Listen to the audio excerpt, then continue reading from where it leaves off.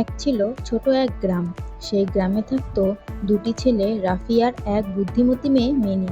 তারা ছিল সেরা বন্ধু। সারাদিন নতুন কিছু করার জন্য তারা দুজনেই পাগল। একদিন দুপুরে রাফি দৌড়ে মিমির বাড়িতে এলো আর চিৎকার করে বলল, মিমি, তুই জানিস আমার দাদা বলেছে পুরনো দাদার বাগানে এক জাদুর আম গাছ আছে। মিনির চোখ বড় বড় হয়ে গেল। জাদুর আম? ওটা আবার কেমন?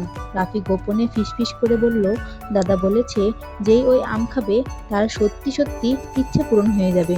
মিমি হাততালি দিয়ে উঠল, তাহলে আর দেরি কেন, চলো আম আনার মিশন শুরু করি। তারা এক ব্যাগ জল, চানাচুর আর খেলনা ক্যাম্পাস নিয়ে বেরিয়ে পড়লো পুরনো বাগানের দিকে। অনেক হাঁটার পর তারা বাগানে পৌঁছালো। মাঝখানে একটি লম্বা গাছ দাঁড়িয়ে আছে, আর গাছের ভেতর ভর্তি আর গাছ ভর্তি সোনালী রঙের ঝলমল আম, যেন ছোট ছোট সূর্য ঝুলছে। ওমা! মিমি হাঁ করে তাকালো। দেখে তো একদম জাদুর গাছ মতো লাগছে। রাফি হেসে বলল, এবার দেখবি আমার চালাকি। কিন্তু সমস্যা হলো, গাছের চারপাশে লাল লাল পিঁপড়ে সৈন্যদলের মতো ঘুরছে। উফ, এত সহজ হবে না। মিমি বলল। রাফি একটু ভেবে বলল, প্ল্যান এ, আমি গাছের জোরে আম ছিঁড়ে আনবো আর তুই পাহারায় থাক।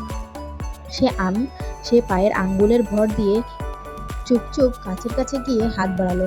হঠাৎ আউচ! মিমি চমকে বলল, কি হলো? রাফি লাফাতে লাফাতে চিৎকার করলো, পিঁপড়াগুলো আমাকে সেলুট দিল।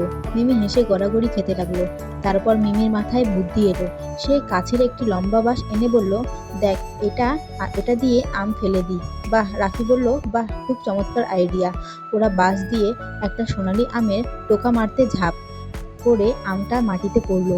দুইজনে তাকিয়ে থাকলো, যেন গুপ্তধন পেয়েছে। রেডি? মিমি জিজ্ঞাসা করলো।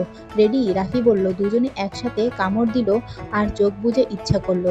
রাফি চাইলো চকলেটের পাহাড়, আর মিমি চাইলো একটি কথা বলা টিয়া পাখি। হঠাৎ পিছন থেকে শোনা গেল, ক্যাক! ওই বাচ্চারা, কি খাচ্ছিস রে? ওরা চোখ খুলে দেখে সামনে দাঁড়িয়ে আছে সবুজ রঙের খুব বড় টিয়া পাখি, চোখে সানগ্লাস। ওমা, সত্যি হলো নাকি? মিমি চেঁচিয়ে উঠল, অবশ্যই, আমি ম্যাজিক প্যারের বস। টিয়া নাচতে নাচতে বলল। এরপর হঠাৎ রাফি পেছনে দেখে গেল চকলেটের পাহাড়। দুইজনে লাফালাফি শুরু করলো। টিয়া পাখি মজার কৌতুক বলছে, চকলেট আমার খাওয়ার নাম, আমার খাওয়া জিপিএস রিচার্জ। সেদিন থেকে রাফি আর মিমি গ্রামের সবচেয়ে সুখী বাচ্চা হয়ে গেল। তাদের সঙ্গী হলো জাদুর টিয়া পাখি আর অফুরন্ত চকলেট। এই গল্প থেকে শিক্ষা হলো, জাদুতে বিশ্বাস থাকুক বা না থাকুক, বন্ধুদের সঙ্গে মজা আর বুদ্ধি খাটালেই জীবনটা জাদুর মতো হয়ে যায়। বন্ধুরা, তোমার যদি এই গল্পটা ভালো লাগে তাহলে আমার চ্যানেলটি সাবস্ক্রাইব করো।